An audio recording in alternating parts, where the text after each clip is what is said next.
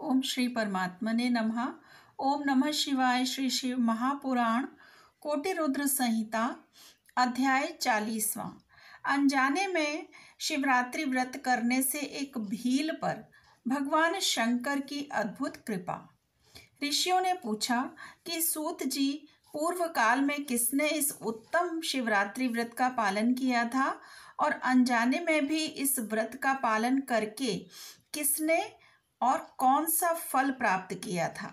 तो सूत जी ने कहा कि ऋषियों, तुम सब लोग सुनो, मैं इस विषय में एक निषाद का प्राचीन इतिहास सुनाता हूँ जो सब पापों का नाश करने वाला है। पहले की बात है, किसी वन में एक भील रहता था जिसका नाम था गुरुद्रुह। उसका कुटुंब बड़ा था तथा वह बलवान और क्रूर स्वभाव का होने के साथ ही क्रूरतापूर्ण कर्म में तत्पर रहता था। वह प्रतिदिन वन में जाकर मृगों को मारता और वहीं रहकर नाना प्रकार की चोरियां करता था। उसने बचपन से ही कभी कोई शुभ कर्म किया ही नहीं था। इस प्रकार वन में रहते हुए उस दुरात्मा भील का बहुत समय बीत गया। तदंतर एक दिन बड़ी सुंदर एवं शुभ कारक शिवरात्रि आई, किंतु वह दुरात्मा घने जंगल में निवास करने वाला था, इसलिए उस व्रत को नहीं जानता था। उसी दिन उस भील के माता पिता और पत्नी ने भूख से पीड़ित होकर उससे याचना की कि वनेचर, हमें खाने को दो। उनके इस प्रकार याचना करने पर वह तुरंत धनुष लेकर चल दिया और मृगों के शिकार के लिए सारे वन में घूमने लगा।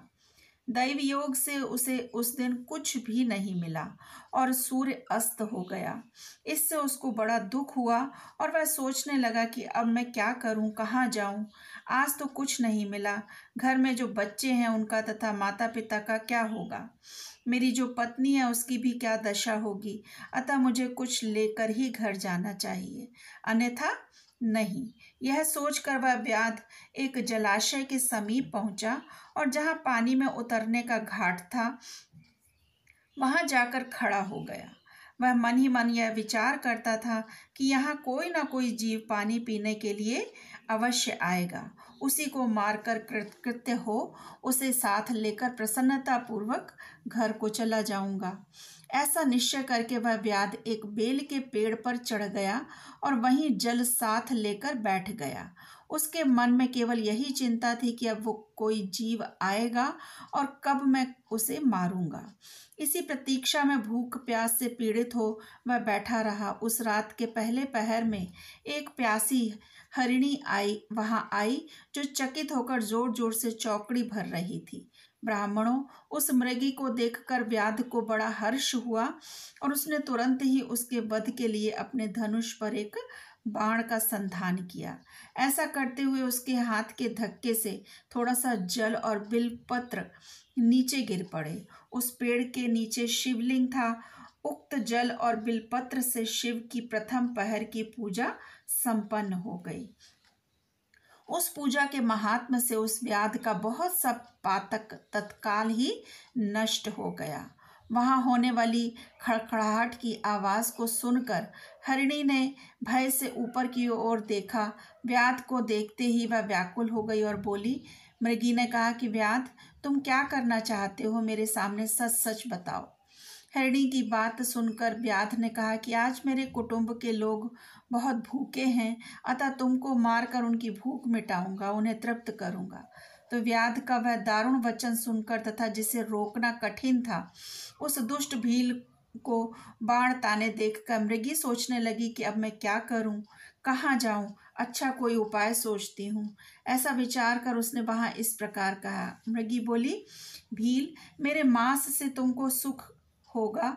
इस अनर्थकारी शरीर के लिए इससे अधिक महान पुण्य का कार्य और क्या हो सकता है। उपकार करने वाले प्राणी को इस लोक में जो पुण्य प्राप्त होता है उसका 100 वर्षों में भी वर्णन नहीं किया जा सकता। परंतु इस समय मेरे सब बच्चे मेरे आश्रम में ही हैं। मैं उन्हें अपनी बहन को अथवा स्वामी को सौंप कर लौट आऊंगी। वनेचर, तो मेरी इस बात को मिथ्या ना समझो। मैं फिर तुम्हारे पास लौट आऊंगी, इसमें संशय नहीं है। सत्य से ही धरती टिकी हुई है, सत्य से ही समुद्र अपनी मर्यादा में स्थित है और सत्य से ही निर्झरों से जल की धाराएं गिरती रहती हैं। सत्य में ही सब कुछ स्थित है। सूत जी कहते हैं, मृगी के ऐसा कहने पर भी वह जब व्याध ने उसकी बात नहीं मानी, तब उसने अत्यंत विस्मित एवं भयभीत हो पुनः इस प्रकार कहना आरंभ किया। मृगी बोली, व्याध सुनो, मैं तुम्हारे सामने ऐसी शपथ खाती हूँ जिससे घर जाने पर मैं तो अवश्य तुम्हारे पास लौट आऊंगी। ब्राह्मण यदि वेद बेचे और तीनों काल संध्या न करे तो उसे जो पाप लगता है, पति की आज्ञा का उल्लंघन करके स्वेच्छा अनुसार कार्य करने वाली स्त्रियों को जिस पाप की प्राप्ति होती है, किए हुए उपकार को न मानने वाले, भगवान शंकर से विमुख रहने वाले, दूसरों से द्रोह करने वाले, धर्म को लांघने वाले तथा विश्वासघात और छल करने वाले लोगों को जो पाप लगता है, उसी पाप से मैं भी लिप्त हो जाऊं यदि लौट कर यहाँ ना आऊं तो। इस तरह अनेक शपथ खाकर जब मृगी चुपचाप खड़ी हो गई, तब उस व्याध ने उस पर विश्वास करके कहा कि अच्छा, अब तुम अपने घर को जाओ। तब वह मृगी बड़े हर्ष के साथ पानी पीकर अपने आश्रम मंडल में गई। इतने में ही रात का वह पहला प्रहर व्याध के जागते ही जागते बीत गया। तब उस हिरनी की बहन दूसरी मृगी, जिसका पहली ने स्मरण किया था, उसी की राह देखती हुई जल पीने के लिए वहां आ गई। उसे देखकर भील ने स्वयं बाण को तरकश से खींचा और ऐसा करते समय पुनः पहले की भांति भगवान शिव के ऊपर जल और बिलपत्र गिरे। उसके द्वारा महात्मा शंभु की दूसरे प्रहर की पूजा संपन्न हो गई। यद्यपि वह प्रसंगवश ही हुई थी, तो भी व्याध के लिए सुखदायिनी हो गई। मृगी ने उसे बाण खींचते देखा और पूछा, वनेचर, यह क्या करते हो? व्याध ने पूर्ववत उत्तर दिया कि मैं अपने भूखे कुटुंब को तृप्त करने के लिए तुझे मारूंगा। यह सुनकर मृगी बोली कि व्याध, मेरी बात सुनो, मैं धन्य हूँ, मेरा देह धारण सफल हो गया, क्योंकि इस अनित्य शरीर के द्वारा उपकार होगा, परंतु मेरे छोटे छोटे बच्चे घर में हैं, अतः मैं एक बार जाकर उन्हें अपने स्वामी को सौंप दूं, फिर तुम्हारे पास लौट आऊंगी।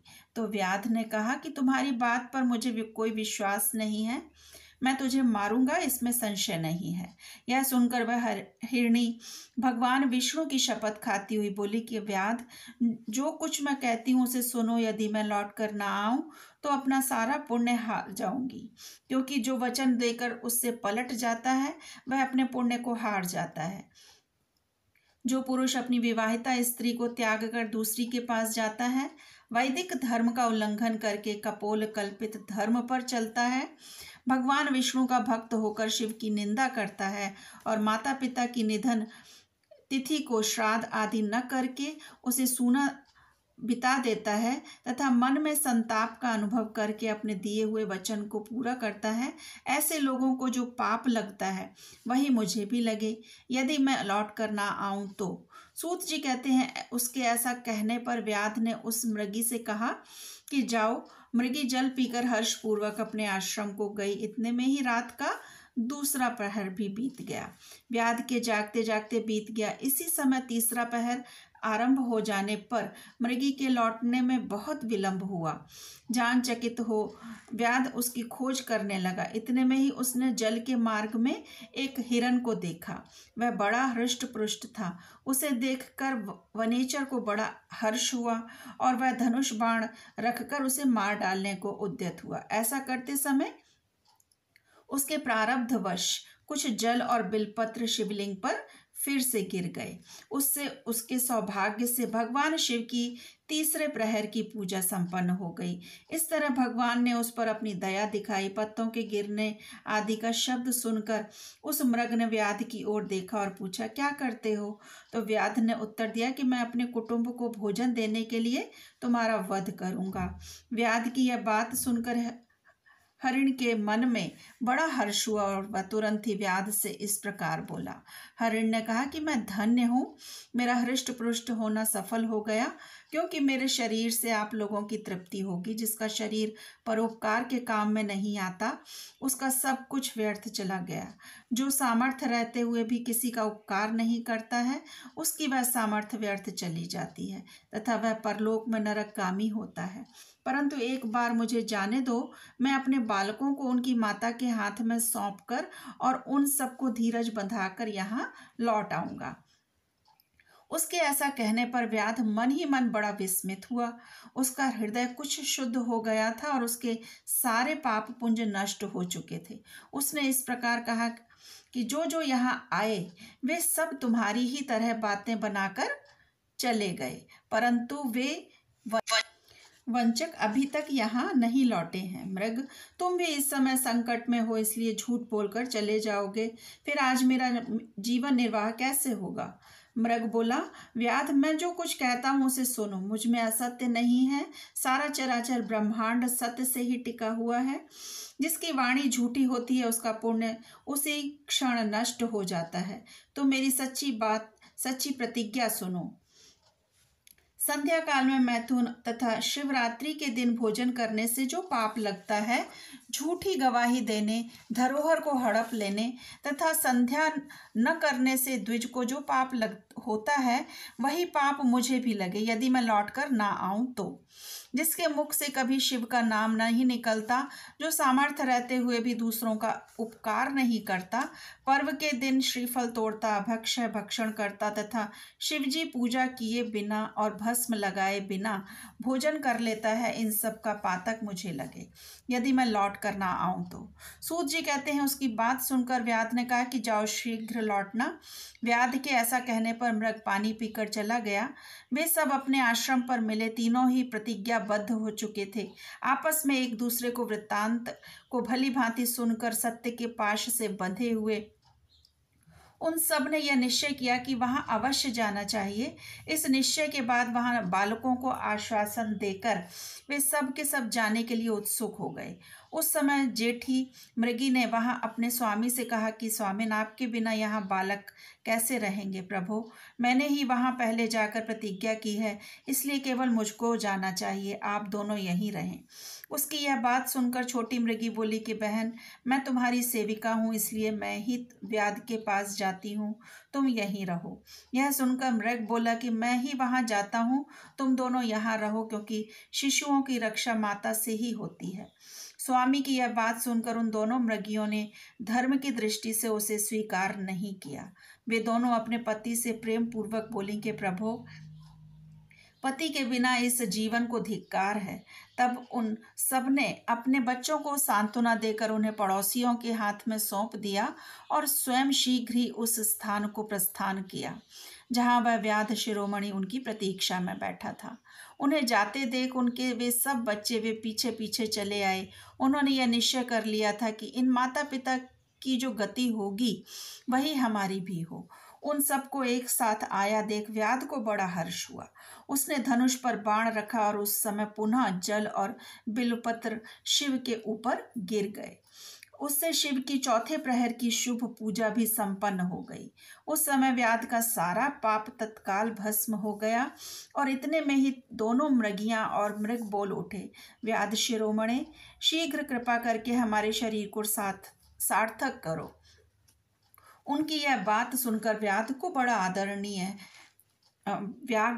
बड़ा विस्मय हुआ। शिव पूजा के प्रभाव से उसको दुर्लभ ज्ञान प्राप्त हो गया। उसने सोचा, ये मृग ज्ञानहीन पशु होने पर भी धन्य है, सर्वथा आदरणीय है, क्योंकि अपने शरीर से ही परोपकार में लगे हुए हैं। मैंने इस समय मनुष्य जन्म पाकर भी किस पुरुषार्थ का साधन किया? दूसरे के शरीर को पीड़ा देकर अपने शरीर को पोसा है, प्रतिदिन अनेक प्रकार के पाप करके अपने कुटुंब का पालन किया है। हाय, ऐसे पाप करके मेरी क्या गति होगी, अथवा मैं किस गति को प्राप्त होऊंगा? मैंने जन्म से लेकर अब तक जो पाप किया है उसका इस समय मुझे स्मरण हो रहा है। मेरे जीवन को धिक्कार है, धिक्कार है। इस प्रकार ज्ञान संपन्न होकर व्याध ने अपने बाण को रोक लिया और कहा, श्रेष्ठ मृगों, तुम जाओ, तुम्हारा जीवन धन्य है। व्याध के ऐसा कहने पर भगवान शंकर तत्काल वहीं पर प्रसन्न हो गए और उन्होंने व्याध को अपने सम्मानित एवं पूजित स्वरूप का दर्शन कराया तथा कृपा पूर्वक उसके शरीर का स्पर्श करके उससे प्रेम से कहा कि भील, मैं तुम्हारे व्रत से बहुत प्रसन्न हूँ, वर मांगो। तो व्याध भी भगवान शिव के उस रूप को देखकर तत्काल जीवन मुक्त हो गया और कहा कि मैंने सब कुछ पा लिया। यूं कहता हुआ उनके चरणों के आगे गिर पड़ा। उसके इस भाव को देखकर भगवान शिव भी मन ही मन बड़े प्रसन्न हुए और उसे गुह का नाम देकर कृपा दृष्टि से देखते हुए उन्होंने उसे दिव्य वरदान दिए। शिव बोले, व्याध सुनो, आज से तुम श्रृंगवेरपुर में उत्तम राजधानी का आश्रय ले दिव्य भोगों का उपभोग करो। तुम्हारे वंश की वृद्धि निर्विघ्न पूर्वक से होती रहेगी। देवता भी तुम्हारी प्रशंसा करेंगे।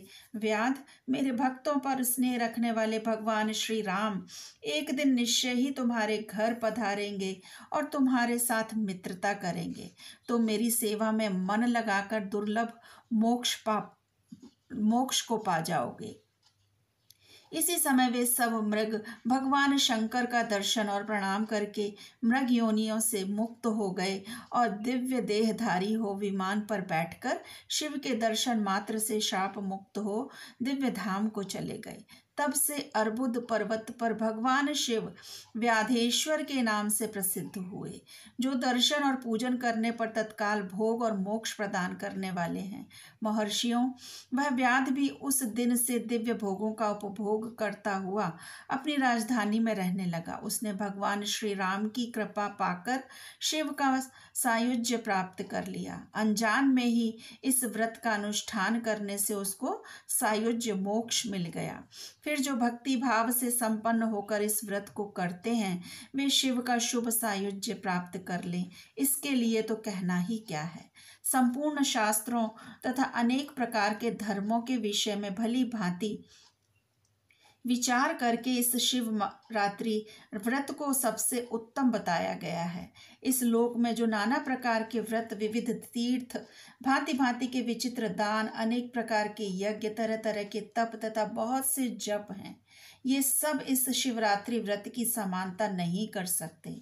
इसलिए अपना हित चाहने वाले मनुष्यों को इस शुभतर व्रत का पालन अवश्य करना चाहिए।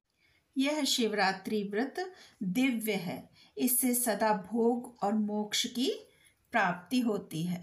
ओम नमः शिवाय। शिवजी सदा सहाय।